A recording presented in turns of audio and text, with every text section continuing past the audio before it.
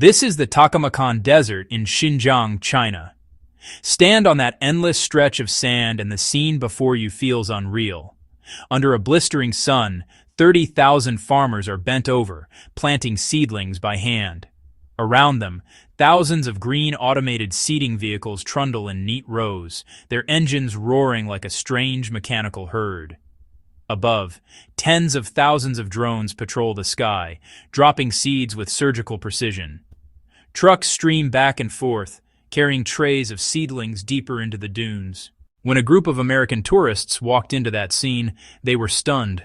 Some called it madness. How could farmers, robots, and drones turn a place that should be nothing but empty sand into a booming greening project? Yet that is precisely the plan. China aims to build a green Great Wall spanning 4.79 million mu, gradually encircling and transforming the desert into living, productive land. If you enjoy our deep dive videos, please subscribe. It really helps us keep bringing these stories. Now, let's get into the facts. The Takamakan sits in the central Tarim Basin in southern Xinjiang. It's China's largest desert, covering about 337,600 square kilometers, and ranks among the world's biggest deserts. The environment is brutal. Average annual rainfall is less than 100 millimeters. In some places, only 4 to 5 millimeters. While yearly evaporation soars to 2,500 to 3,400 millimeters, dozens or even hundreds of times more than the rain. In such a place, survival is a daily struggle. Very few people stay long, and the land seems destined to remain barren. But China decided to fight back. The idea for a defensive greenbelt around the Takamakan dates back to 1978, when authorities realized the only way to stop the desert's advance was to contain it. The goal was ambitious: build a green barrier tracing the desert's edge for 3,046 kilometers, with an investment approaching $2 billion. This was never a single company job or a short-term campaign. It became a relay across generations. After 46 years of continuous effort, that vision reached a milestone in November 2024. The 3,046-kilometer green protection belt was officially completed, the longest green ecological defense line enclosing any desert on Earth. Now that the first phase of the project is complete, China is preparing to expand its desert greening success to a whole new level. According to the latest plan, the 3,046-kilometer green sand blocking belt will be expanded by another 4.79 million mu. Beginning in May this year, Xinjiang will rely on scientific research to identify new crop species that can thrive in extreme desert conditions. At the same time, the width of the protective green barrier will grow from just 110 meters to as much as 7,500 meters, strengthening the fight against desert expansion even further. To motivate the local population, the Chinese government came up with a clever idea. It decided to allocate undeveloped sandy land to each village for collective use. Every farmer can now contract between 30 and 50 mu of land, planting crops that are both profitable and effective at stabilizing sand. And you know the best part? All profits go directly to the farmers themselves. This model has already shown huge results. So far, farmers around the Takamakan Desert have successfully planted over 6.24 million mu of specialized crops, such as Sinancum, Deserticola, and desert poplar. These plants don't just survive in the desert. They help bind the sand, enrich the soil, and create green cover where there was once nothing but dust. The economic effect has been remarkable. These crops have generated an output value of more than 30 billion yuan, creating stable jobs for over 300,000 people. Farmers' annual incomes have increased by 3,000 to 4,500 yuan, giving local families real hope for the first time in decades. To make sure this massive project keeps running smoothly, the Chinese government also provides 1.1 billion yuan in special funding each year, covering essentials like water, electricity, and land resources needed to sustain long-term desert management. As we all know, the hardest challenge when growing crops in the desert is water. In a place as dry as the Takamakan Desert, natural water sources are nearly impossible to find. But surprisingly, Chinese scientists made a game-changing discovery in 2021. A massive underground aquifer stretching across nearly 280,000 square kilometers, covering 80% of the entire desert. The total water volume inside this aquifer is estimated at 360 billion cubic meters, about one-fifth the total water content of North America's Great Lakes. There was one problem, though. Much of this water was salty or brackish, not suitable for direct irrigation. Because of the desert's low rainfall, dry air, and intense evaporation, salts had concentrated over time, leaving the groundwater too saline for most crops. But China had been preparing for this challenge for years. As early as 2013, Chinese researchers began studying brackish water irrigation technology. After countless experiments, they found something incredible. Using brackish water instead of fresh water not only maintained crop yields, it also conserved precious freshwater resources. Through advanced treatment methods, scientists successfully reduced water salinity from more than 10 grams per liter down to between 1 and 3 grams per liter, making it safe for agricultural use. This breakthrough made it possible to irrigate vast desert farmlands efficiently and, honestly, quite sustainably. And China didn't stop there. Researchers then proposed an even bolder idea, using photovoltaic or solar panels to help control the desert environment. These panels don't just generate energy, they also block direct sunlight, lowering ground temperatures by about 5 to 8 degrees Celsius and reducing water evaporation by something like 20 to 30%. At night, the dew that forms on the surface of the panels slowly drips into the sand, helping to moisten the soil. The panels themselves also serve as wind barriers, stabilizing loose sand.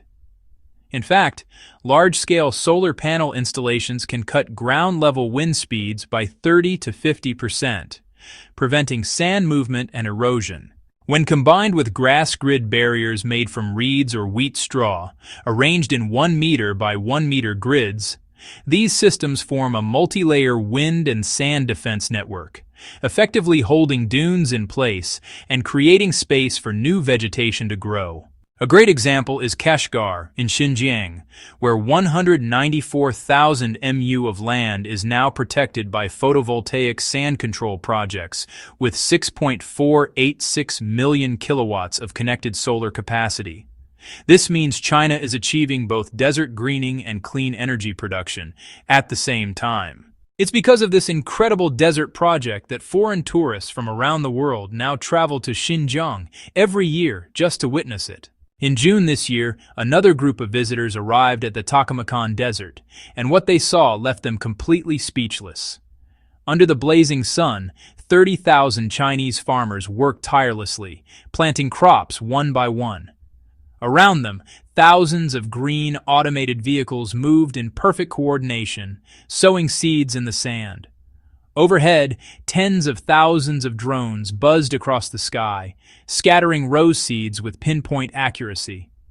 Meanwhile, fleets of transport trucks delivered endless batches of seedlings deeper into the desert.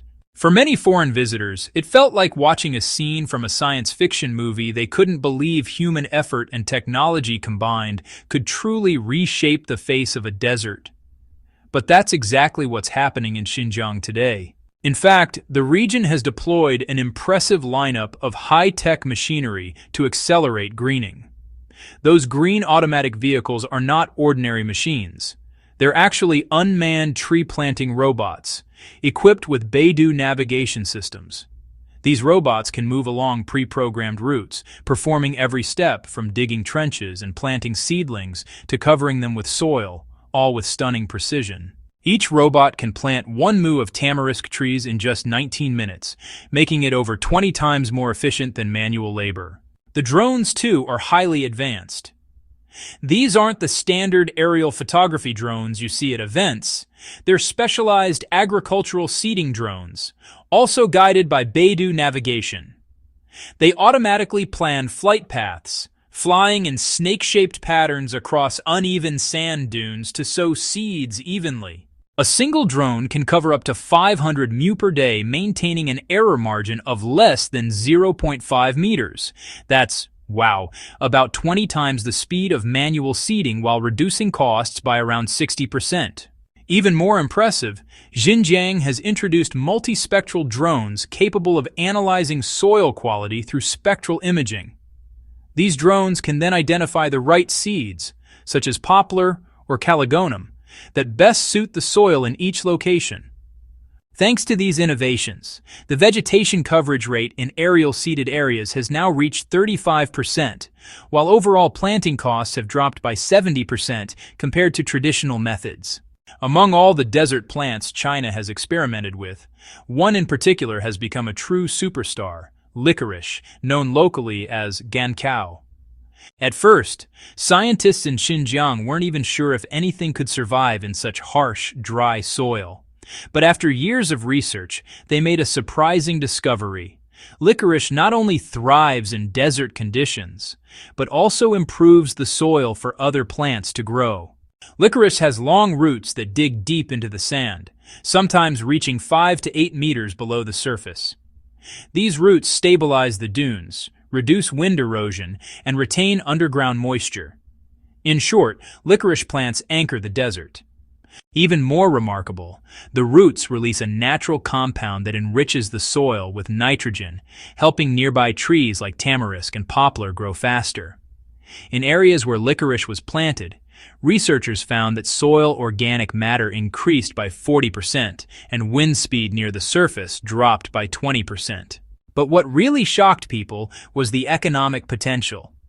Licorice isn't just a desert plant, it's one of the most valuable medicinal herbs in traditional Chinese medicine and is widely used in pharmaceuticals, food, and cosmetics. In 2024 alone, Xinjiang harvested over 200,000 tons of wild and cultivated licorice, worth more than 1.8 billion yuan, which is around 250 million US dollars.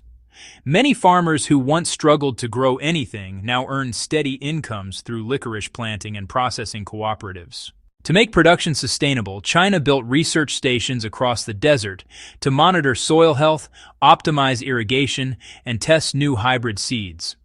These stations use AI-powered soil sensors and real-time satellite monitoring to prevent overharvesting and ensure long-term growth. What started as a small experiment has now evolved into a full-fledged eco-economy, where greening the desert and boosting income go hand in hand. Thanks to crops like licorice, entire regions of once barren desert are now turning into green economies, blending technology, ecology, and local livelihoods. After transforming its own deserts, China is now exporting its desert technology to other parts of the world. What started as a national survival project has grown into a global model for green development, one that many countries are now eager to learn from. Take Saudi Arabia, for example. In 2024, the country signed a strategic partnership with China's Academy of Forestry to apply the Kubuqi desert restoration model to its own barren lands. Using drip irrigation, solar desalination, and dune stabilization grids, the Saudis aim to green over 200,000 hectares of land near Neom, the futuristic city project. In Egypt, Chinese engineers are helping transform sections of the Sinai and Western Desert into farmland using the same sand-to-soil technique that turned Inner Mongolia's dunes into fertile ground. Early results have already shown crop yields increasing by more than 35% compared to traditional irrigation methods. Even the United Arab Emirates has begun experimenting with Chinese desert technologies. A collaboration between China's Elian Resources Group and UAE researchers is testing salt-tolerant desert plants to create green belts around major cities, helping reduce dust storms and improve air quality. But it's not just the Middle East. African nations such as Ethiopia, Namibia, and Kenya have also shown strong interest. With vast semi-arid lands and worsening droughts, they see China's success as a blueprint for food security and ecological recovery. In 2025, China launched the Desert Green Silk Road Initiative, an international cooperation platform that brings together scientists, engineers, and policymakers from over 30 countries. The goal is simple but ambitious, to turn deserts into assets, not through exploitation, but through regeneration. Through this initiative, China provides training, funding, and advanced technology, while partner nations share local knowledge and adapt the model to their own environments. For many developing countries, this represents a new kind of partnership, one not based on aid or dependency, but on shared innovation and mutual benefit. What once seemed impossible, turning sand into soil, is now a reality spreading across continents. And as more nations join the movement, the dream of a greener planet born from the world's driest lands is starting to come true. At its core, China's desert transformation is about more than just planting trees or growing crops. It's a strategic pillar for national security and global influence. China understands that food security begins with land security. Every hectare of desert reclaimed means more land available for agriculture, renewable energy, or urban development. And, every ton of sand stopped from spreading protects nearby farmlands and water sources. Over the past 2 decades, China has restored more than 30 million hectares of degraded land, increasing its arable area by almost 5%, even as global farmland continues to shrink. But beyond food, this initiative also positions China as a leader in global climate action. Desertification affects over 2 billion people worldwide, and by tackling it at scale, China is offering a real-world solution to one of humanity's biggest environmental challenges. Through projects like the Kubuqi Desert Model, China has shown that climate action can actually be profitable. By creating jobs, boosting exports, and turning barren lands into economic zones powered by clean energy and sustainable farming. This combination of green innovation and economic logic has become central to what China calls ecological civilization, a vision where development and nature really work hand in hand. That's why Chinese universities now teach desert economy as an academic discipline, training new generations of scientists and engineers to export these methods worldwide. And on the diplomatic front, China's green projects have become part of its Belt and Road Initiative, not just about building roads or ports anymore, but about building ecosystems that foster cooperation and stability. Today, when nations in the Middle East, Africa, or Asia face drought or land degradation, they don't just look to Western institutions, they look to China. Beijing's message is clear. The same technologies that revived its deserts can help other countries restore their lands, feed their people, and build resilience against climate change. In this way, China's desert miracle isn't just reshaping its own geography, it's slowly redefining the balance of global environmental leadership. When you step back and look at the full picture, China's desert miracle is about more than trees, crops, or sand control. It's the story of a nation that turned its greatest weakness into its greatest strength. Decades ago, deserts symbolized China's struggle, a reminder of poverty, drought, and environmental decline. But today, those same landscapes stand as proof of human resilience, scientific innovation, and long-term vision. In just one generation, China has shown that it's possible to reverse desertification, restore ecosystems, and build entire industries around what was once considered wasteland. This transformation didn't happen overnight. It took millions of workers, billions of yuan in research, and honestly, a belief that no land is truly lost, only waiting to be reborn. And now, what began in places like Kubuqi and Xinjiang has become a model for the world, a blueprint for how technology, ecology, and human determination can coexist to reshape the planet's harshest environments. For developing nations struggling with drought or soil degradation, China's success sends a powerful message. You don't need to choose between progress and the planet. You can have both. The desert that once symbolized emptiness is now, honestly, a symbol of hope, a living example that even the harshest conditions can yield life, opportunity, and prosperity when vision meets action. And as China continues to share its desert economy model through the Belt and Road Initiative, it's not just exporting technology, it's exporting an idea that the future belongs to nations that can heal, not just harvest, the earth. From sandstorms to solar farms, from barren dunes to blooming fields, China's desert story is, at its heart, a story about transformation. It's a reminder that when human innovation aligns with nature, even the desert can, bloom.